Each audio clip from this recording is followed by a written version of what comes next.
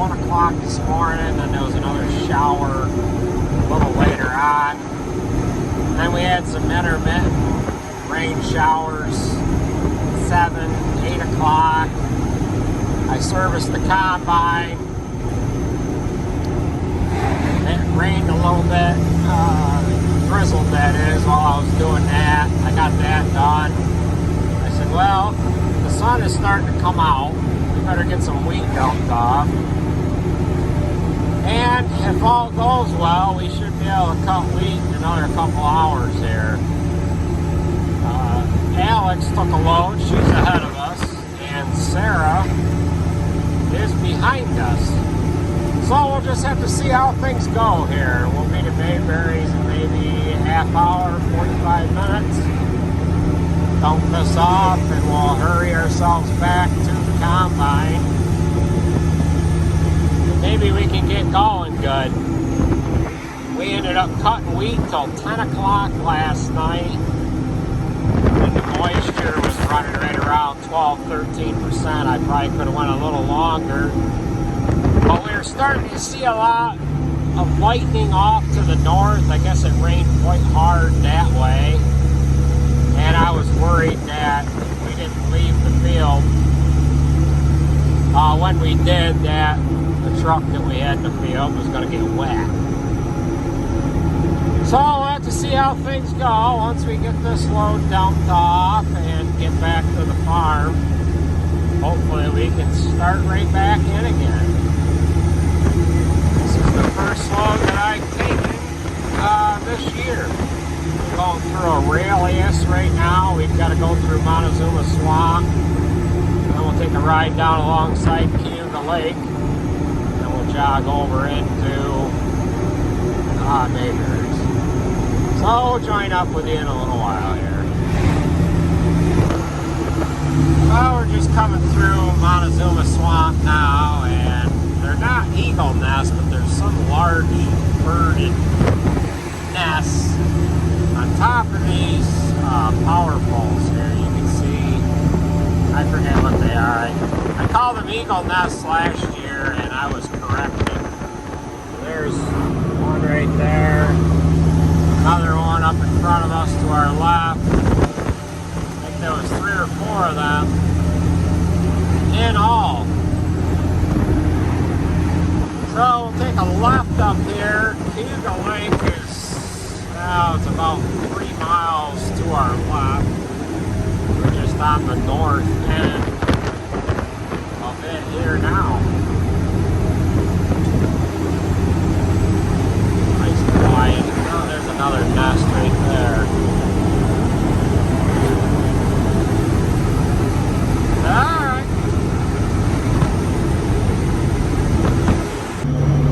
Well, there is the lake there. We're actually going through the town of Fayette right now. And we're on the west side of Cayuga Lake. Nice, quiet, peaceful out on the water there, it does. I just texted Alex. She has just pulled up, started unloading. We're maybe, I don't know, 10-15 minutes away. So we'll probably pass her. About the time we're pulling in, she'll probably be pulling off the scale. Looks like I got a tractor trailer in behind me. He's probably got a load of wheat on too. So we'll be there in a little bit.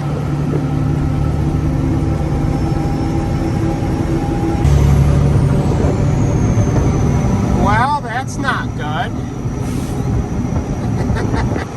Sarah went the other way, and she's in front of me now.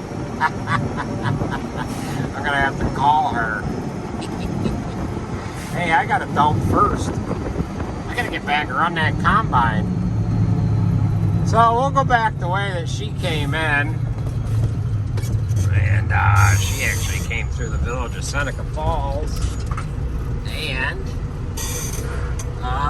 yeah, so she came in on, what is this, 414. Where they have the, what where they used to have the farm show is just down the road there to our right. So we'll go ahead and pull in behind Sarah, I guess. Oh well.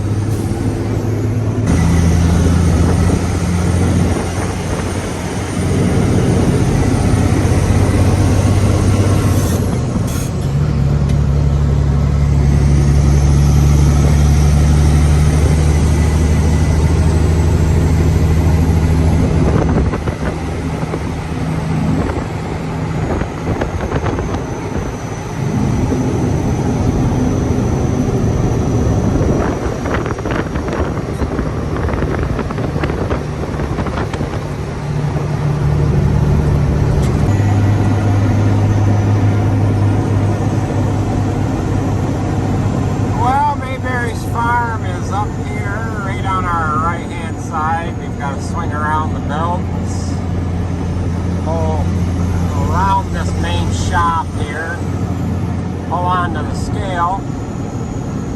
We'll kind of see where Alex is dumping. That'll give us an idea where we have to dump. So Sarah's making her way around. Looks like she's not going to let me go in front of her.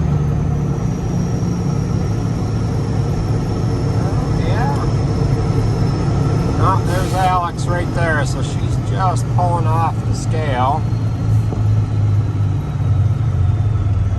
Yeah. All right, let's go ahead and get weighed.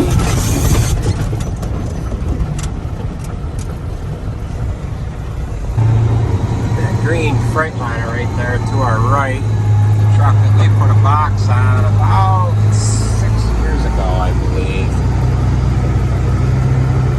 So we'll go ahead, scale is over here to our left. Go on the scale after Sarah pulls off, get weighed in, and then we'll have to wait to get dumped here.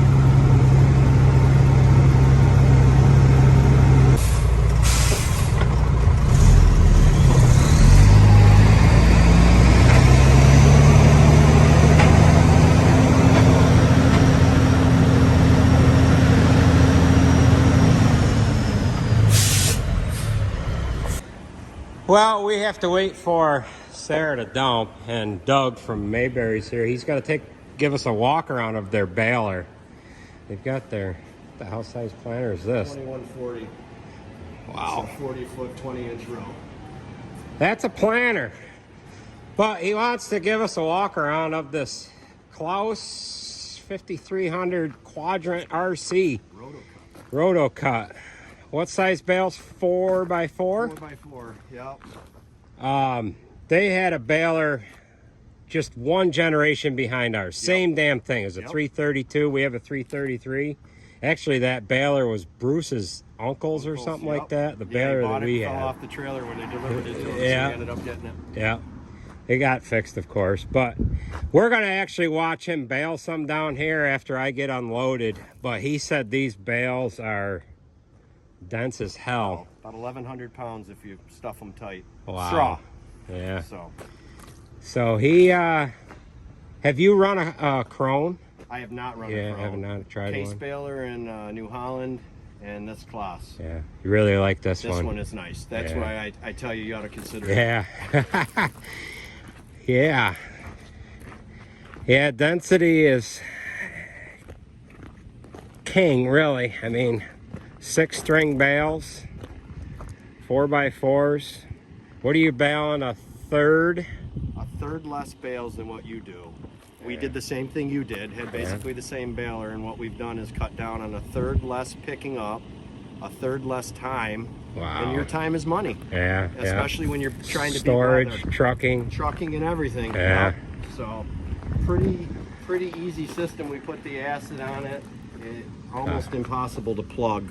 Yeah. Wow. And but how many acres did you do yesterday? About 130 acres I rode over, and biggest thing is that you got to go slow enough so when the bales fall on the ground they don't pop the strings. Yeah. So it's just a time saver. It's quite a baler. But you did that in like 4 hours, you said? 4.5 hours. Yeah, and had it all. We had it all picked up.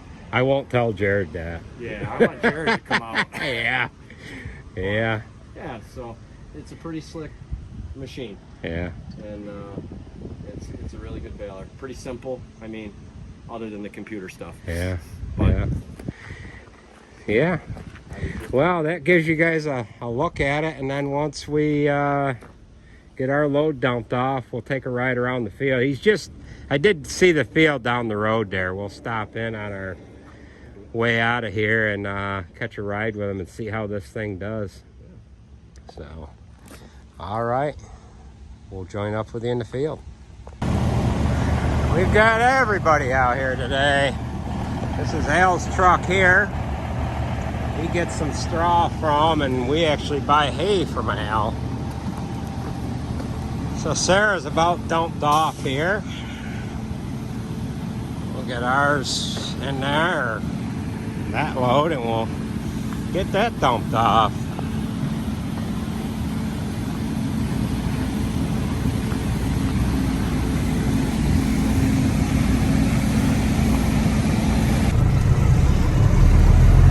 Well, we have just unloaded, and we're going to follow Doug to the field. He's going to be baling in a field that we passed by on our way to get to Mayberry's here.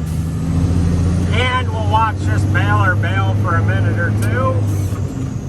And then we'll get back to the farm and start cutting some wheat here. So they've got a 2-track tractor on this baler. I think it was I don't know if it's a 310 or a 340.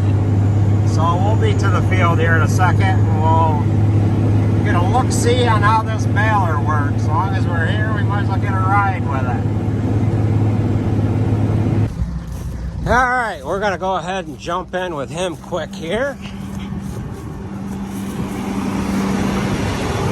I don't know if I should be riding in a red tractor here, Doug. You need to be. We're diverse. There you inclusive. go. All right. So what we're doing is we're getting the moisture monitoring system up and running on an iPad. So we got to go to manual mode, and we got to go to run, and this allows us to monitor everything we do. When we do hay, we can put acid on, and baler monitor and baler functions. Get some hydraulics here for our pressure. Put the machine in flow. So we're making 7.5-foot bales.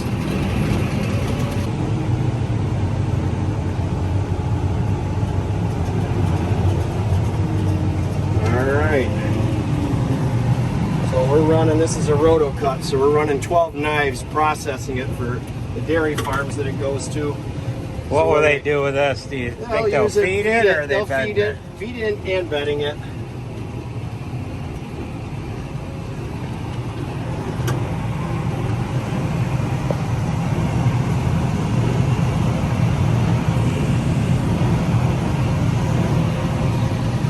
So what was this, harvested with a stripper head? With the stripper head, and then the swather you're gonna see is he's I right seen out in him. front of us. Yeah, I seen him in here when we swapped this last night, what we're in now, so that we could get it down to our 10% moisture. So this is constantly monitoring and telling me what we're doing at all times. So, and we're going about 8 miles an hour. And this is 40 feet worth of straw that 2 windrows put together. So this crop is coming into the baler full length. It's not run through the straw didn't go through the combine at all. All that went through was just the grain. The stripper head sucks the grain right out of the heads. And there's a few guys, Lots do it. This is Mark Lott's straw. This is Mark Lott's straw. Yep. We do all of ours as processed through a combine. You run yours with a grain just like head. you do. Yeah. Okay. Yeah.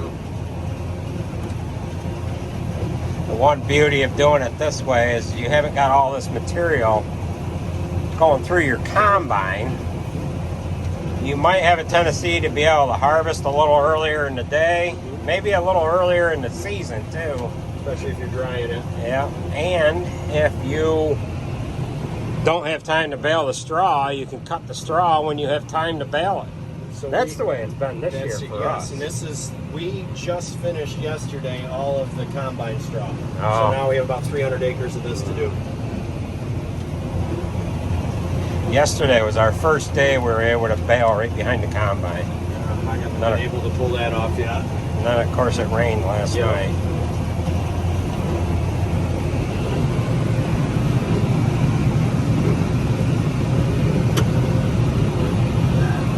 See, this straw, if we were baling it, we would run no knives. You'd run no knives. Yes, just because we're going from box stall to box stall. And yep. So this has got 12 knives in it, and you can put up to 25. 25, okay. 25 knives, and it's literally just a wrench, and you turn it, and the knives go up. Oh, okay. And then I can look. I actually just put the knives in. When I started, they went down, so it tells me they're in now. Mm-hmm. And then it goes through those knives in the front, so it's pretty processed. Yeah, the knives fit in between the rotor. Yep. Has like star-shaped pieces to it, and the knives come up between it, so it forces everything past it. See, our John Deere baler, that has just knives that come up into the chamber, and the whole crop just gets swiped past it. Whatever goes past it, it might get caught, but it's not going to be any shorter than 5 inches. Okay, and that works for what you're doing. Yeah, we don't even cut. We don't even cut with the John Deere baler. Yeah, we don't cut nothing. Kind of see the swather way over there. What size head is he running? It's 20 foot. 20 foot. So this is 40 feet. What we're baling Okay, right so you're now doing is 220 inside. Okay. 40 feet, 2 rows put together. How are you putting it together? Does it have a thing on there? And actually, the deck, the belt moves from the center to either side. Oh, okay, So yeah, I've seen them before. You can put that. We got that from the Midwest just for this job. We were running hay binds, but it was so hard on the mowers Yeah. that doesn't touch the ground. You don't break any knives. Yeah. So we made 4 bales, Andy, in that bass. Yeah. Wow. So roughly 4,000 pounds of straw we baled. Yeah. So the thing he's talking about on that mower, there's a belt underneath, and it kicks it off on about a 45-degree angle. And instead of it dropping the windrow right in behind the mower, it spits it off to the side enough. Probably, if you're doing 20 feet, it's probably going 5 to 8 feet one way, and then spitting it the opposite way. Yep. Yeah. You're absolutely correct. So you can see between it Yeah. that it's pretty pronounced. And that's what it looks like in the middle when we were checking last night to see if we just did a single row, would it be any drier, and it wasn't. Oh. So we went back to doing it. It's just less wear and tear on the baler. Yeah. Wow, yeah.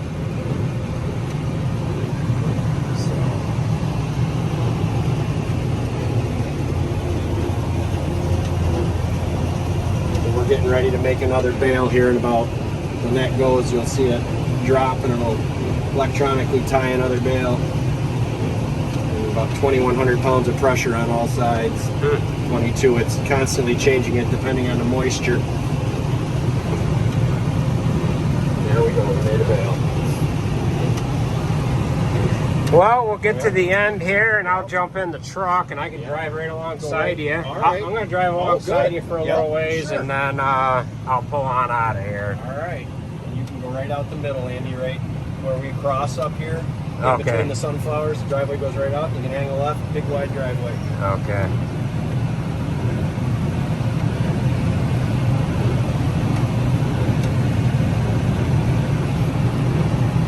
Yeah, very nice.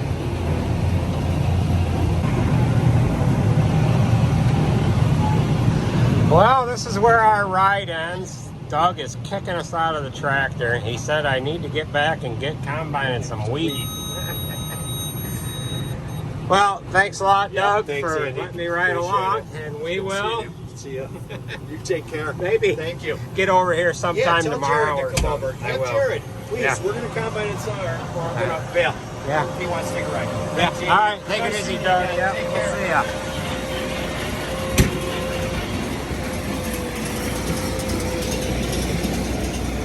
All right, we'll ride alongside him with the truck for a second, and then we'll head back to the farm.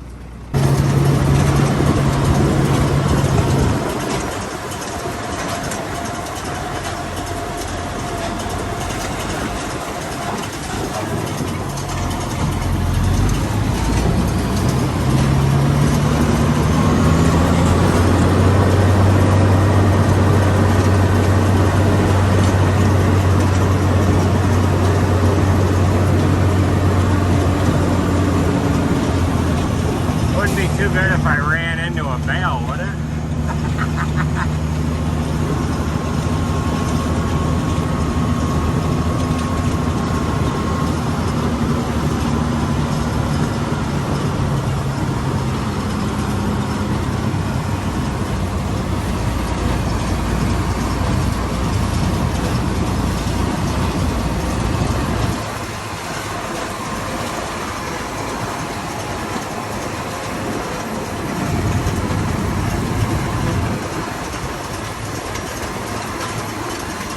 We'll get this bale dropping, and then we're gonna take off on out of here.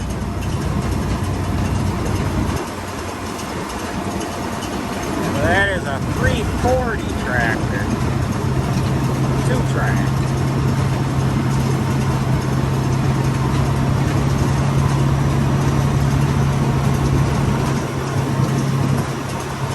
Those are solid bricks.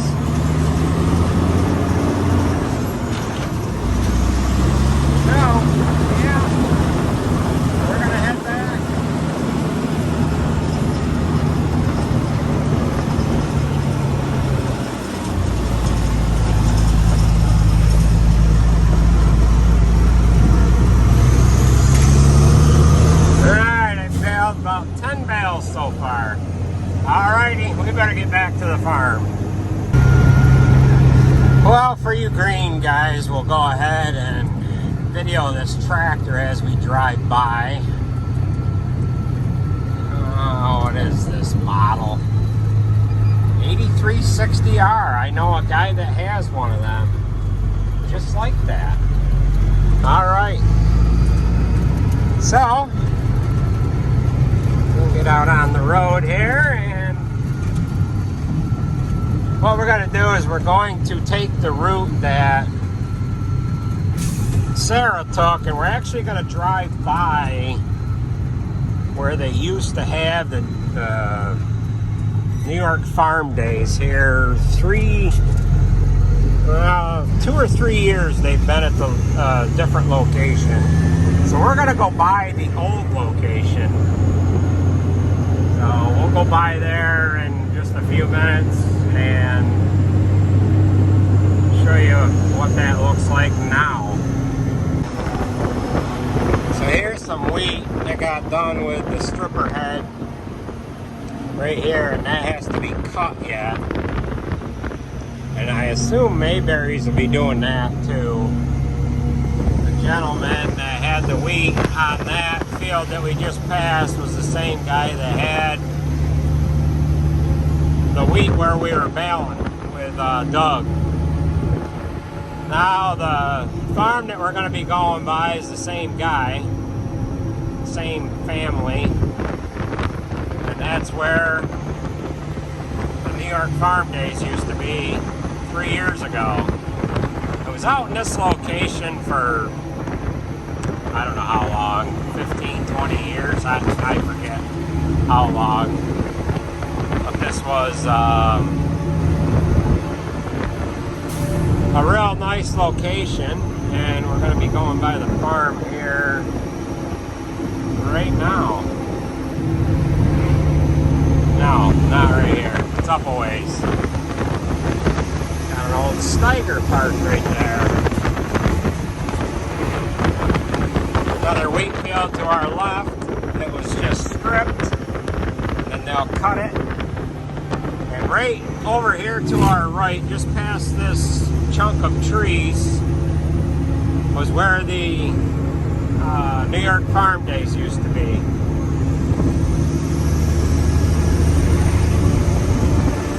It's in this location for quite a few years. Those of you that have been out here before, you'll recognize the area. Large grain farm.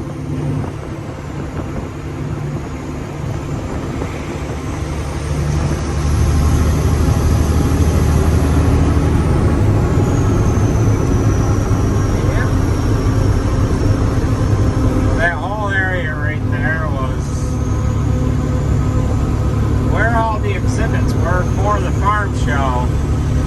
Up in behind this house is where they had a lot of parking and whatever. And then just down here on the right is where they would have the auction every year. It's roughly a 2-day auction. And they would have that in this lot here. So we better proceed on home here. But this is the way that Sarah came, and she actually beat us to the field, beat us to Mayberry. She's coming this way. So this way is a little faster. Alrighty, I'll put the phone down. I didn't bring my camera, so I'm having to use the phone for all this.